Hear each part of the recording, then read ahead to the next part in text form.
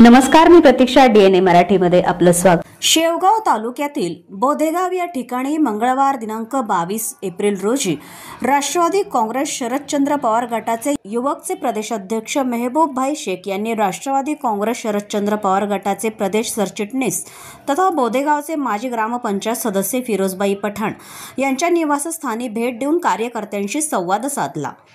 मेहबूबभाई शेख यांचे बोधेगावात आगमन होताच फिरोजबाई पठाण यांच्या चाहत्यांनी मेहबूबभाई शेख यांचा शाल, श्रीफळ आणि पुष्पगुच्छ देऊन यथोचित सन्मान करून फटाक्यांची आतषबाजी करत जंगी स्वागत केलं.